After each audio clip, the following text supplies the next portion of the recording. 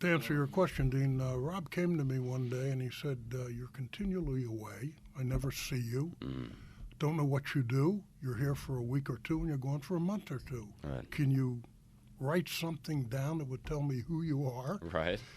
and what you do?" And I thought that was kind of a strange question for my son, but I went down to the computer in what I termed the dungeon, and one or two pages that I envisioned turned out to be a 370-page novel. Well, would you look at that? I haven't published it yet, entitled Bad Boy, which in no way reflects what I am. And the bug bit me because in every individual there's a story. It's just getting motivated enough to want to tell that story and not be afraid to put it down in words.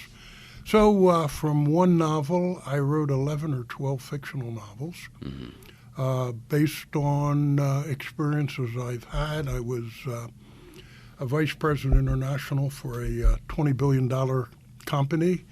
I was their point man in various countries, from Pakistan to India to Vietnam, Cambodia, and I lived in Korea for about 4.5 years.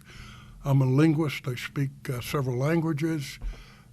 What languages are those? Spanish is one, and Korean through residence there. I'm okay with French and German. Okay. It's taken me to a number of interesting places and situations, and I told Rob, as a circus collects animals, I've collected people. And I've used those people, my experiences, and the places I've been in formulating books, such as the one there, Right. Kill Alexis Markovic. And I wrote all these books for the fun of it, had them bound at a stationery store, circulated among my friends.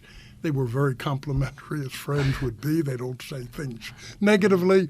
They enjoyed the books, and I retired them to a cardboard box up in my office upstairs in my home, and that's where they sat for about 10, 12 years.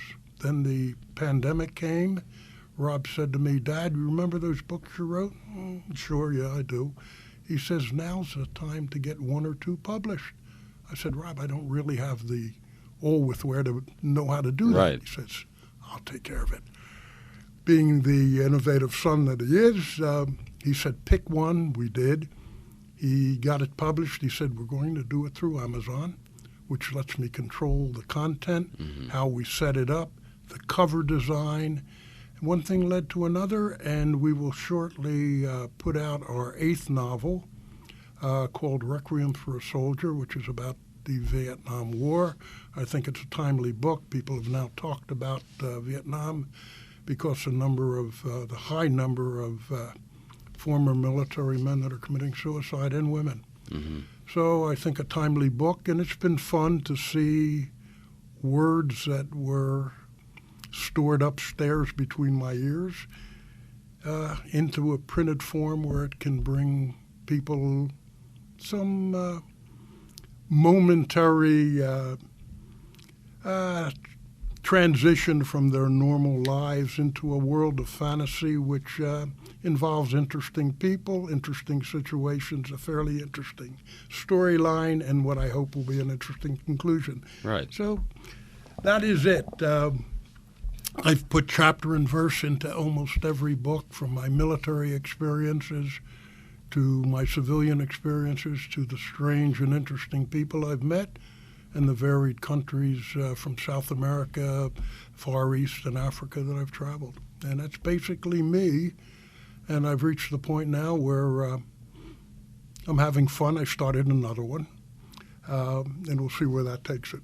So it's never an ending process once you begin to write. All you have to do is be willing to dedicate and believe that there is a point where you can reach and you can tell a compelling story, and you have to just make the time available when you can sit down and start writing, and do it constantly every day, and the end result is a book. Right.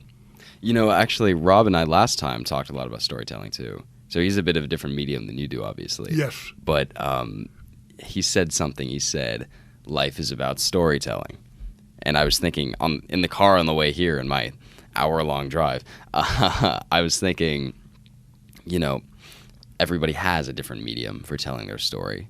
It's all about, what you want to do. So mine, for example, is this. I like to record myself talking to interesting people who have a story to tell. Rob's is talked about his in WWE and through G Fuel and through his various companies.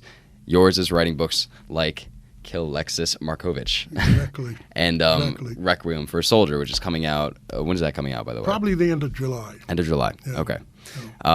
It's all about how you want to tell your story. And as you said, you take different pieces of your life Correct. and use those as a muse type situation to write your books. For example, the characters, I knew someone like this. Okay. She happened to be in Brazil, doesn't matter.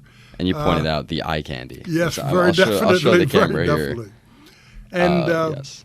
I took it, I didn't want to make it into a Brazilian woman, so I took it in the form of a Russian woman and took her to an adventure both from Russia, where she was an orphan, into the United States, where she was, quote, the enforcer of a Russian crime syndicate who operated in the United States, and the story with the people that she interacted and the obligation she had to the organization that created her. I like to write these kind of stories. I've met these kind of people in my military service.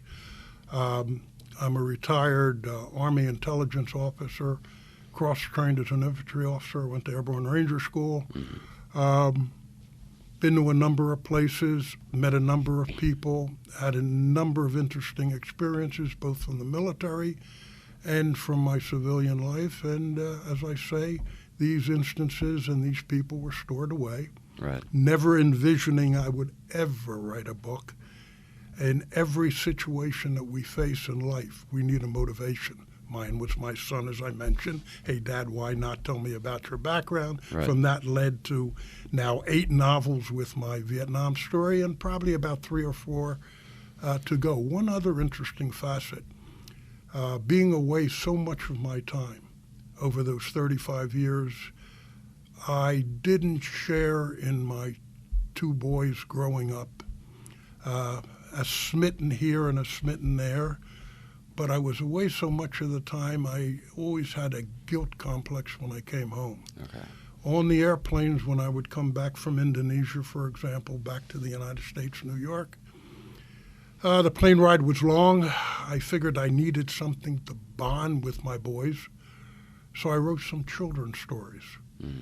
And when I would come home, I would read them, we would laugh, we would get back together again as a father and son. Rob also said, hey, Dad, you remember those stories you used to write for us? And I said, yeah. He said, let's do that as well. Let's get those children's stories published. So with a children's story, you need illustrations. My wife has a friend in South Carolina who's an artist. And we're working on a 3rd children's book called Mr. Day and Mr. Night. We have 2 published, and the illustrations in this book are not hand drawings as you would see in most other children's books. They are each a painting on a canvas, which is transported and put on a page in that children's book, and it gives it a uniqueness. It looks more interesting. There are things a child can look at and see, both in the clothing, facial features, a detailed painting in each and every children's book. And every one of my children's books has a moral. I've written it so that when the story concludes, there's a moral to it. And you can think about this moral and you can say, yeah, that makes sense to me. The story comes together. I like what I've read. I've liked where I should go with this. And the child's mind is open. You can formulate it. You can give it ideas. And that's what I try to do. So it's a 2-facet thing. I'm having fun with the children's book, having fun with the adult books.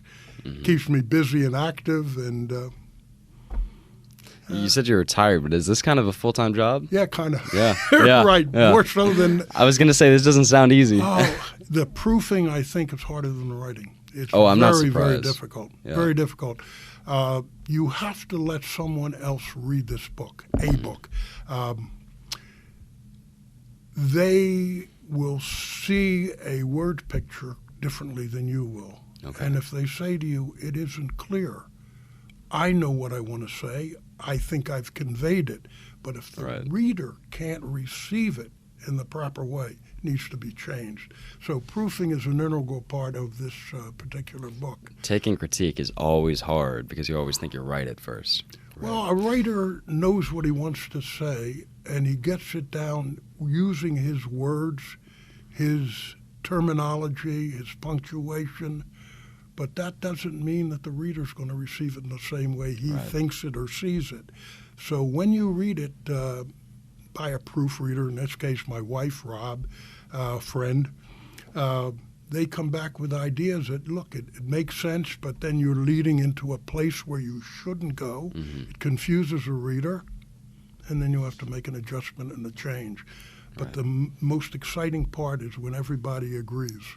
It's okay now? Yeah. Let's go to Yeah. publication.